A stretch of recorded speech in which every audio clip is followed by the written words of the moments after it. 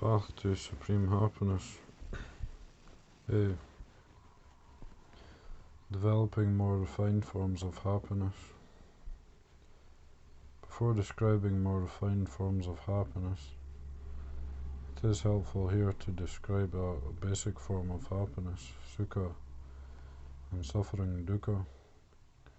It has a bearing on all other forms of happiness. The following definition was given by Venerable Sariputta after he was asked by a wandering ascetic the following question. Friend Sariputta, what is happiness in this Dhamma and discipline, and what is suffering? Dissatisfaction, friend, is suffering in this Dhamma and discipline. Satisfaction is happiness. When there is dissatisfaction, anabhirati, friend, this suffering is to be experienced. This suffering is to be expected. When walking, one does not find happiness or contentment.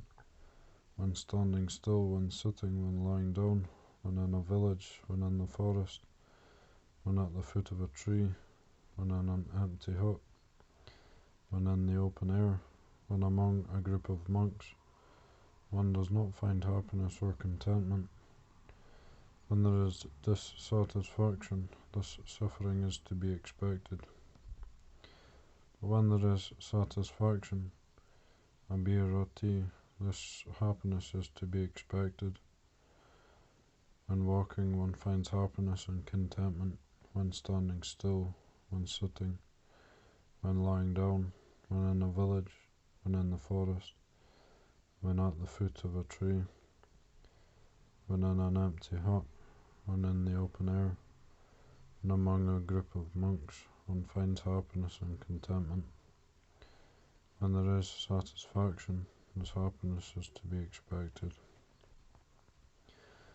Following is a list of analogies for the happiness inherent in the various stages of meditative absorption, jhana.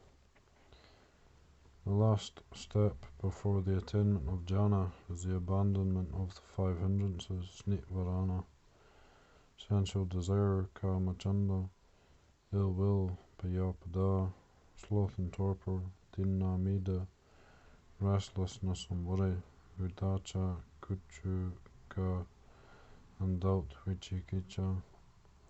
When one abandons the 5 hindrances, one experiences peace and contentment, which is the basis for experiencing the happiness of jhana.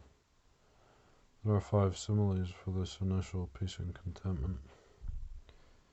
1. Similar to the joy and delight of a person who has borrowed money from a creditor, achieved success in his work, and paid off his debts with money to spare for supporting his family.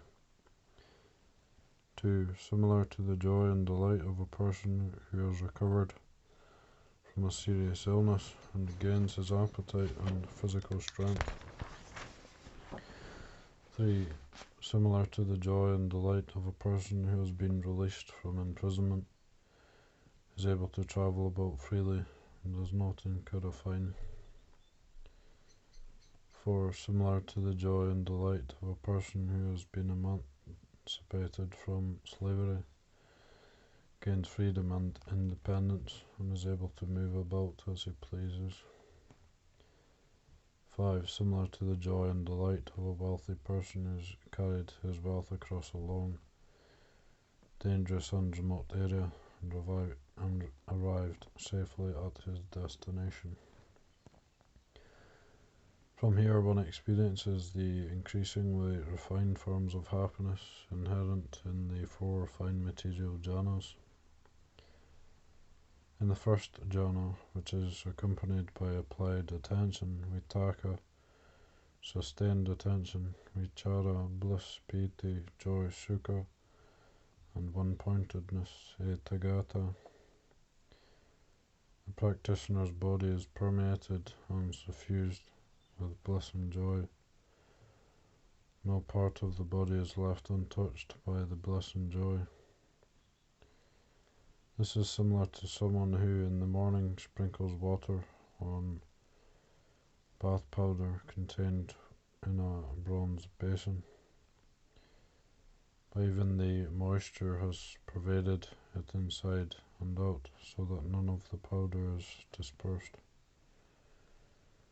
The second jhana, which is accompanied by bliss, joy, and one-pointedness, a practitioner's body is thoroughly permeated and suffused with the bliss and happiness born of concentration. This is similar to a deep lake whose waters spring entirely from below, with no other inflow, including rainfall from above. The cool fount of water welling up would drench, steep, and pervade every part of the lake. In the third jhana, which is accompanied by joy and one-pointedness, a practitioner's body is thoroughly permeated and suffused with joy divested of bliss. This is similar to a lotus plant growing in the water, immersed in water and nourished by water.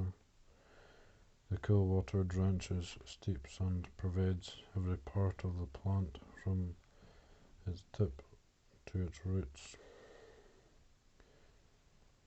In the fourth jhana, which is accompanied by equanimity, upekkha, and one-pointedness, a practitioner pervades the entire body with a pure, bright mind. This is similar to a person who is completely covered from the head down with an immaculate white cloth. Following on from the happiness of the four fine material jhanas is the happiness of the four formless jhanas, which similarly becomes increasingly more refined. Although the happiness of jhana is superior and more profound than sense pleasure, it has defects and flaws. It is not yet perfect happiness. The Buddha stated that in the noble discipline Ariyavanaya, the 5 strands of sensual pleasure, Kamaguna, are called the world, Loka. In other words, the world is equivalent to the 5 sense pleasures. One who is attached to sense pleasure is still bound up in the world. One who has attained fine material jhana or formless jhana is described as one who has reached and dwells in the zenith or limit of the world. He or she is still connected to the world, however, and has not yet escaped or transcended it. A person who passes beyond the last formless jhana, who attains the cessation of perception and feeling, sanya vedayita nirodha, and is free from the mental taints through discerning the truth with wisdom, is described as one who has reached the end of the world and has transcended the bonds that bind beings to the world. The ultimate and complete form of happiness belongs to someone whose mind is liberated. The happiness of one who has realized Nibbana. This happiness includes the happiness associated with the cessation of perception and feeling, which is the 10th kind of happiness mentioned in the list above. See the earlier section on diverse grades of happiness. The most notable defects of the happiness of jhana are the following. The happiness of jhana is still not completely free. It is still restricted and constrained by perception and other mental factors present in jhana. In a specific state of jhana, it is still possible for mental application connected to perceptions of inferior states of jhana to well up in the mind. The happiness of jhana is thus still prone to disturbance or agitation. Although the happiness of jhana is a form of non-material happiness, it is still subject to attachment, and it may give rise to grasping, upadana. It can be an impediment for realizing nibbana and perfect happiness. It is inadequate and must be transcended or abandoned. It is a conditioned phenomenon. It is fashioned by other mental causes and conditions. It is unstable. Its very nature is subject to decline and cessation. Another important attribute of the happiness of jhana is that it exists on the level of feeling or sensation vedana.